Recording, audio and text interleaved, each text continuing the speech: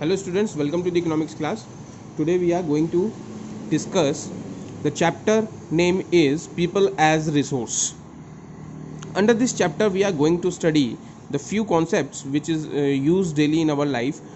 It will be very interesting to know about what is the meaning of resources and the how we are treat people as a resource and what is the meaning of unemployment, how many types of unemployment, है ना. बहुत सारी चीज़ें इसमें concepts हैं जो हम इस चैप्टर में पढ़ेंगे और बहुत ज़्यादा आपको इंटरेस्ट आएगा. तो इसके बारे में हम पढ़ते हैं. Let's hair begin people as resource. First of all, there is a need to know what is the meaning of resource. The resource can be anything. ये कुछ भी हो सकता है बेटा आपके लिए. जैसे हम बोले which can be useful for us is called a resource. कुछ भी चीज़. अगर मैं काउ डंग की बात करूँ, काउ डंग हम किसके लिए यूज़ करते हैं? फर्टिलिटी, इनरिचमेंट, सॉइल की फर्टिलिटी को बढ़ाने के लिए हम क्या करते हैं? काउ डंग का यूज़ करते हैं. और खाद्य पदार्थों में भी यूज़ होता है, फर्टिलाइजर्स वगैरह में यूज़ होता है. तो वो हमारे लिए क्या हुआ? रिसोर्स हुआ. तो रिसोर्स कुछ भी हो सकता है ना, जो हमारे लिए यूज़फुल हो, तो उसको हम क्या बोलेंगे? रिसोर्स बोलेंगे. मगर हमने रिसोर्स को फर्दरली क्लासिफाइड किया है इनटू वेरियस. जैसे कि हम बता दें आपको, पीपल एज अ रिसोर्स. किसी भी कंट्री के लिए पीपल क्या है? रिसोर्स है. इसको हम दूसरे शब्दों में ह्यूमन रिसोर्स भी बोलते हैं. Technology, money, raw material, land and natural resources are treated as a resource. तो ये क्या है? नेचुरल रिसोर्सेज आपको पता होंगे. आप इसको क्लासिफाइड कर सकते हो बायोटिक, अबायोटिक से, ठीक है, रिन्यूएबल, नॉन रिन्यूएबल से, है ना. बहुत तरह के आपके पास रिसोर्सेज हैं. नेचुरल रिसोर्सेज आप इस तरह से भी आप क्या कर सकते हैं? रिसोर्सेज को क्लासिफाइड कर सकते हैं. Natural resources and manmade resources से रिलेटेड. नेचुरल रिसोर्सेज आपको पता है land, water, air, minerals. Manmade resources में आप बता सकते हो मशीन्स, रॉ मटेरियल, मनी, है ना. तो ये इस तरह से भी आप क्लासिफाई कर सकते हो रिसोर्सेज को. तो रिसोर्सेज हमने कहा कि हम इस चैप्टर में पीपल एज अ रिसोर्स के बारे में पढ़ेंगे कि how people treat as a resource. Okay, तो ये आपको समझ में आया होगा हमारे लिए कि ये क्या है? Human people as a resource. तो हम इसमें आपको ये बता दें कि each and every country have an objective for economic growth and development. हर कंट्री के लिए एक बहुत बड़ी ऑब्जेक्टिव होता है, बहुत बड़ा एम होता है कि अपनी कंट्री को किस तरह से ग्रोथ एंड डेवलपमेंट करें. और और और बहुत सारे ऑब्जेक्टिव्स होते हैं जो सेट करने पड़ते हैं. जैसे कि हम आपको बता दें, पॉवर्टी को कम करना, अनएम्प्लॉयमेंट को कम करना, है ना. आप कह सकते हो living standard of the people को इंक्रीज़ करना, टेक्नोलॉजी अपग्रेडेशन करना, है ना, क्राइम्स कम करना, करप्शन कम करना, रिसोर्सेज का अच्छे से इस्तेमाल करना. बहुत सारे ऑब्जेक्टिव्स होते हैं जो कंट्री को सेट करने पड़ते हैं. मगर हम यहाँ वो कैसे पूरे होंगे? How it can be possible? It can be possible by the people only. क्योंकि हम ही लोग क्या कर रहे हैं? रिसोर्सेज जो भी हमारे पास अवेलेबल हैं, नेचुरल रिसोर्सेज जो भी हमारे पास हैं, वो रिसोर्सेज हम यूटिलाइज कर रहे हैं in order to satisfy our needs. Because each and everybody have unlimited wants, unlimited dreams, and each and everybody want to be fulfilled. तो जो भी हम चीज़ बनाते हैं, टेक्नोलॉजी जो भी बना रहे हैं, क्यों बना रहे हैं? Because of to make our life so much easy. हम अपनी लाइफ को और ईजी कर रहे हैं. पहले लेबर क्या करती थी? खुद अपने हाथ से काम करती थी. अब क्या कर रही है लेबर? मशीन का इस्तेमाल कर रही है ना. मशीन्स यूज़ कर रही है. इससे क्या है? टाइम भी सेव हो रहा है ना, एफर्ट्स भी कम लग रहे हैं, तो इकोनॉमिक ग्रोथ भी कर रही है. तो यहाँ पर हमने कहा रिसोर्सेज. तो यहाँ पर रिसोर्सेज का जो ह्यूमन है ना, वो हम हर कंट्री क्या करता है? एक तरह से उसको क्या करता है? एसेट की तरह ट्रीट करता है. अब एसेट क्या हुआ? Population is as an asset for every country और द इकोनॉमी. अब हम आपको एसेट की डेफिनेशन बताते हैं. एसेट क्या हुआ? ये देखिए, asset can be in the form of tangible which can be seen, which can be touch, है ना, which remain with us for a long period of time, we can use for making further goods. हमने कहा कि assets वो हुए जिनको हम छू सकते हैं, टच कर सकते हैं, है ना, जिनके द्वारा जिनके हेल्प से हम क्या कर सकते हैं? फर्दर गुड्स को प्रोड्यूस कर सकते हैं, है ना. तो वो हमारे लिए क्या हुए? Assets. Assets can be converted into the cash for with in 1 year और इट टेक टाइम ऑल्सो. जैसे मैं आपको कहूँ बिल्डिंग, आपकी बिल्डिंग है ना, आपकी बिल्डिंग क्या है? एसेट है. Because of it increase the value with the passage of time, समय के साथ उसकी वैल्यू क्या हो रही है, अप्रिशिएट कर रही है। अब वो आपके लिए बिल्डिंग एसेट है, अब आप उसको बेचने के लिए कहें, आप मतलब कि कैश में कन्वर्ट करने के लिए उसको आप कैश में कन्वर्ट करना चाहते हो, तो वो it can not be easy to convert the cash with in 1 year और फ्रिक्वेंटली, आप तुरंत ही उसको कैश में कन्वर्ट नहीं कर सकते हो, इट टेक टाइम्स। तो कुछ चीज़ें ऐसी होती हैं जिनको समय लगता है कैश में कन्वर्ट करने में, और कुछ चीज़ें ऐसी होती हैं जो तुरंत ही क्या होती हैं, कैश में कन्वर्ट हो जाती हैं, है ना। तो वो एसेट्स होती हैं। अब एसेट्स हमने कहा कि people treat as an asset for the economy और द कंट्री। तो हमने एसेट क्यों कहा, क्योंकि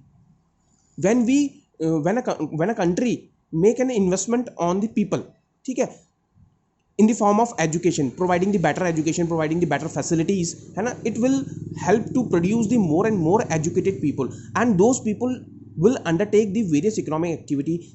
This will leads to economic growth and development. तो मैंने यहाँ पर यही बोला कि यहाँ पर कंट्री की रिस्पॉन्सिबिलिटी क्या है कि ज़्यादा से ज़्यादा पढ़े लिखे लोगों को प्रोड्यूस करना, जिससे हमारी इकोनॉमी क्या हो, आगे बढ़े, ठीक है। इसी तरह से कैपिटल क्या होती है। अब कैपिटल के बारे में अगर हम बता दें तो हमने क्या कहा, ह्यूमन कैपिटल की हम बात कर रहे हैं। ह्यूमन, अभी तक तो हम रिसोर्स को पीपल बोल रहे थे, पीपल एज अ रिसोर्स, अब हम कैपिटल बताते हैं, फिर हम आपको बताएंगे ह्यूमन कैपिटल क्या होता है। Capital means consider as a money, pool और amount of money invested in the particular field और टू स्टार्ट अ बिजनेस। वो पैसा जो आप किसी चीज़ में लगा रहे हो, किसी चीज़ को स्टार्ट करने में लगाते हैं, उसको हम क्या करते हैं, कैपिटल बोलते हैं।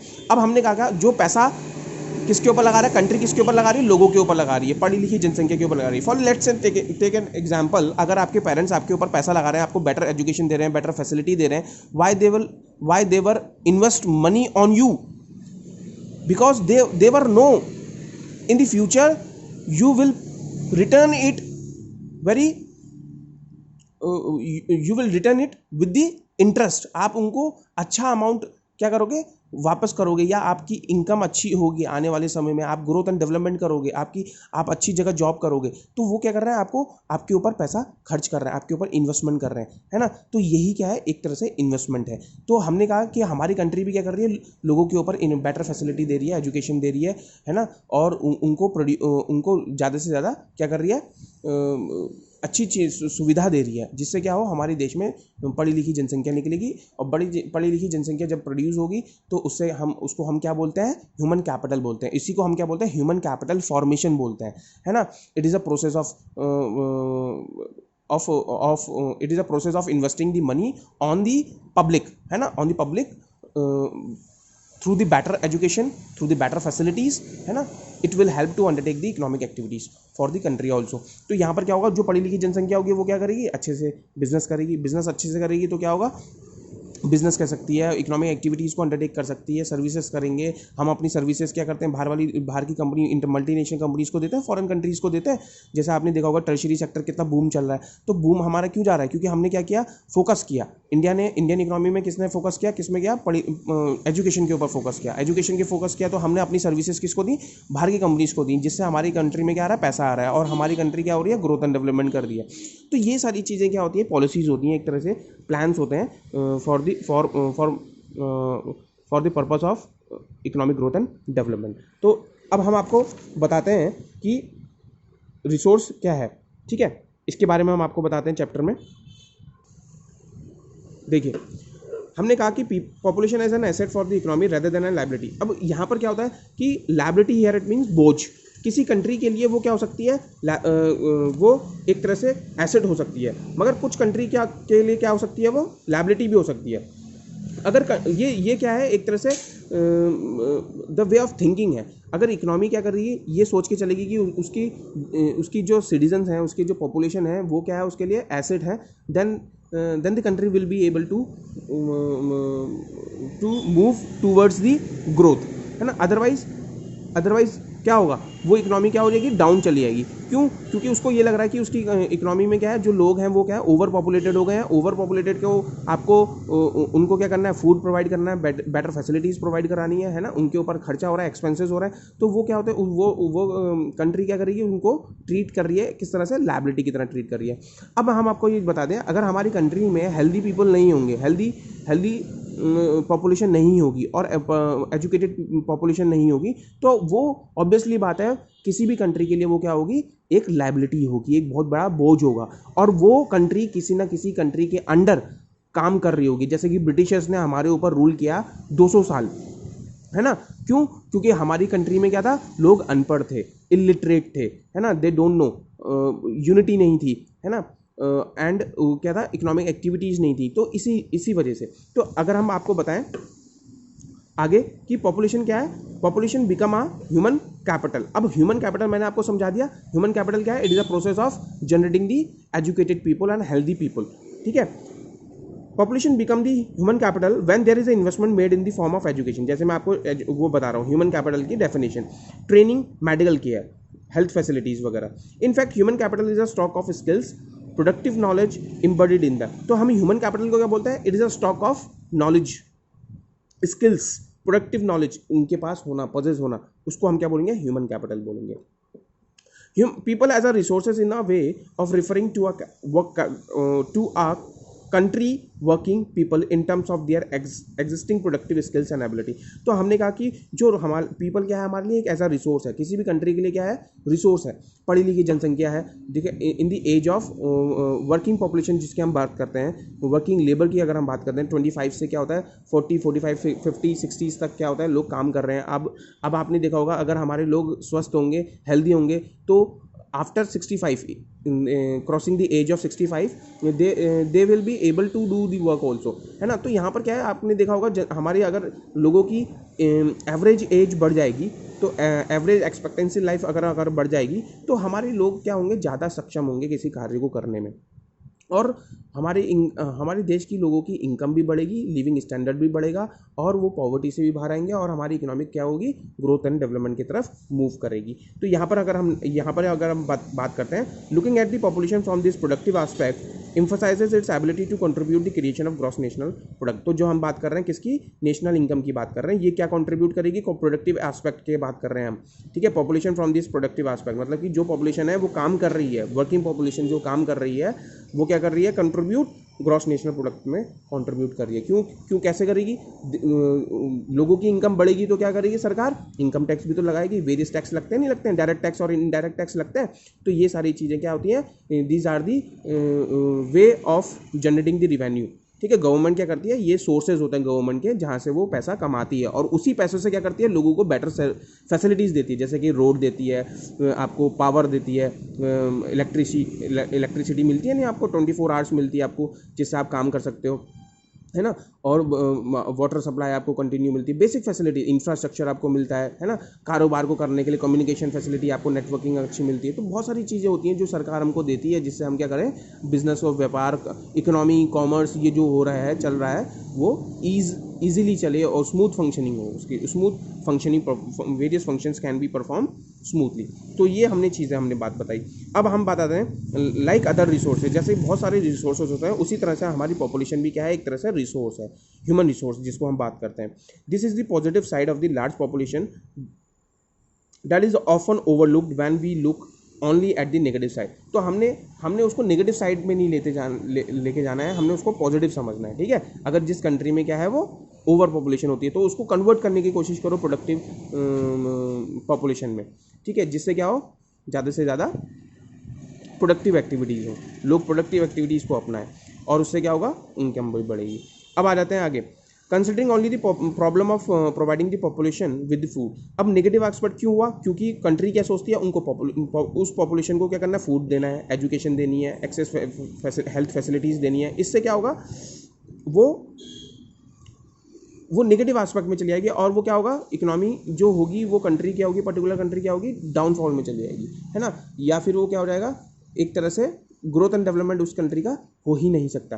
अब human resource is a further developed by becoming more educated and healthy, we can call the human capital formation that add to the productive power of the country just like a physical capital formation. तो इसी तरह से हमारी क्या है, human resource भी क्या है, ह्यूमन कैपिटल फॉर्मेशन कहलाती है, अगर हम उसके ऊपर क्या कर रहे हैं, खर्चा कर रहे हैं, एक्सपेंसेस कर रहे हैं, expenses in the form of education. देखिए सरकार एक्सपेंडिचर कैसे करेगी एजुकेशन के ऊपर, एलिमेंट्री एजुकेशन जो आपको मिलती है नर्सरी से लेकर 6th क्लास तक, वो बेटर होनी चाहिए, है ना। एलिमेंट्री एजुकेशन की बात करें, प्राइमरी एजुकेशन की अगर हम बात करें, सेकेंडरी एजुकेशन की बात करें, यूनिवर्सिटीज़ की बात करें, है ना, ये सारी चीज़ें हम वोकेशनल कोर्सेज़ की अगर हम बात करें, ट्रेनिंग सेंटर्स की अगर हम बात करें, तो ये सारी चीज़ एजुकेशन पॉलिसी जैसे आपने देखा 2020 में चेंज हो गई है। ये बहुत बड़ा एक चेंज लेके आई है सरकार हमारी, जिससे क्या होगा, लोग क्या होंगे, हमारे ज़्यादा प्रोडक्टिव निकलेंगे, है ना। और इससे क्या होगा, स्किल्ड, है ना। मेक इन इंडिया हम क्या कर रहे हैं, स्किल्ड पीपल के ऊपर हम फोकस कर रहे हैं, नॉट दी एजुकेशन के ऊपर हम फोकस कर रहे हैं, या डिग्री ओरिएंटेशन के ऊपर हम फोकस नहीं कर रहे हैं कि सिर्फ और सिर्फ लोगों के पास डिग्री है। हम स्किल के ऊपर फोकस कर रहे हैं। तो यहाँ पर यही सारी चीज़ें क्या हैं, एक तरह से इकोनॉमी की लॉन्ग टर्म प्लान है, जिससे, और वो अल्टीमेटली किसको लिंक कर रहा है, ग्रोथ एंड डेवलपमेंट के तरफ को लिंक कर रहा है। आगे बढ़ते हैं। Investment in the human capital through the education, training, medical and yield are return just like a investment in the physical capital. ठीक है, जैसे हमने आपको एग्जांपल बताया था। This can be seen directly in the form of higher income, और इससे क्या होगा, आपकी इनकम भी बढ़ेगी because of higher productivity of the more educated और द बेटर ट्रेन पर्सन। आपको पता होगा, जैसे कि हम आपको बता दें, लेट्स टेक एन एग्जांपल, अगर कोई रिक्शे वाला है और इलिटरेट है, तो वो क्या करेगा, इलिटरेट पर्सन अपने हिसाब से ही प्रोडक्टिव एक्टिविटीज़ करेगा। क्या करेगा, छोटी सी दुकान खोल लेगा, या रिक्शा चलाएगा, या टेम्पो चलाएगा, है ना। यही सारी चीज़ें तो करेगा, तो उसकी इनकम भी लिमिटेड होगी। इनकम भी लिमिटेड होगी तो वो अपनी नीड्स को भी फुलफिल नहीं कर पाएगा। इसी तरह से क्या होगा, आप एजुकेटेड होंगे, हायर एजुकेटेड होंगे, पढ़े लिखे होंगे, लिटरेट होंगे, तो आप क्या करोगे, इकोनॉमिक एक्टिविटीज़ भी आपकी अच्छी होंगी, आप जॉब करोगे, सैलरी आपको अच्छी मिलेगी, आप मल्टीनेशनल कंपनीज में काम कर सकते हो या बिजनेस खोल सकते हो। देन इनकम भी क्या करती है, उसके ऊपर डिपेंड करती है, नेचर ऑफ प्रोफेशन के ऊपर, कि आपका प्रोफेशन क्या है ना। तो ये आपको कंपेरिजन समझ में आ जाएगा। तो यही हम, इसीलिए आपके पेरेंट्स क्या कर रहे हैं, आपके ऊपर इन्वेस्टमेंट कर रहे हैं। Investing in the terms of better education, better facilities, है ना। That's why as well as the higher productive of the healthier people. और क्या हो रहा है, अब ये भी नहीं है कि कोई इकोनॉमी क्या करे, सिर्फ और सिर्फ एजुकेशन के ऊपर फोकस करे। अब यहाँ पर ये देखिए कि अगर हम ज़्यादातर फोकस हम सिर्फ एजुकेशन के ऊपर फोकस करेंगे और हेल्थियर पीपल के ऊपर फोकस नहीं करेंगे, then it will become useless also. तो यहाँ पर यह है कि अगर हम बात कर रहे हैं, देखिए पढ़ी लिखी जनसंख्या है, मगर वो क्या है, पोलियो से ग्रस्त है, मतलब कि डिसेबल है। अब डिसेबल पीपल, पढ़ी लिखी तो है मगर डिसेबल है, वो काम नहीं कर सकती है ना। उसकी जो फिजिकल बॉडी है वो काम करने लायक नहीं है, प्रोडक्टिव काम करने लायक नहीं है। तो वो कंट्री क्या ग्रोथ एंड डेवलपमेंट कर पाएगी, नहीं कर पाएगी। तो ये इसीलिए कंट्री को क्या करना होता है, फोकस करना होता है दोनों तरफ, कि एजुकेशन भी हो और हेल्थियर पीपल भी हो, या हेल्दी पॉपुलेशन भी हो। ठीक है, ये सारी चीज़ें बहुत ज़्यादा मायने रखती हैं, बहुत ज़्यादा इंपॉर्टेंट रखती हैं। अब आगे जाते हैं हम आगे। ये देखिए, not only do the more educated and healthier people gain through the higher income, society also gain in other indirect way, because the advantage of the more educated और healthier population spread to those who themselves were not directly educated और given the health care. तो हमने कहा कि same exactly वो जो मैंने आपको अभी बात बताई वही ये बोल रहा है। In fact human capital is one way superior to the other resources. ये सारी जो हमारी फिजिकल रिसोर्सेज हैं उनसे ऊपर है, सुपीरियर है। क्यों है superior, because of ultimately people utilise all these resources, physical resources. हम ही तो उनका इस्तेमाल कर रहे हैं, और इस्तेमाल क्यों कर रहे हैं, because of to make our life easy, है ना। Ease to make the life ease. यहाँ पर आप कह सकते हैं जैसे कि लैंड, फिजिकल कैपिटल, है ना, और ये सारी चीज़, इन चीज़ों से ऊपर है human capital. Human resources can make use of land and capital. Land and capital cannot be become useful on its own. अपना आप ही उनकी यूटिलिटी नहीं है।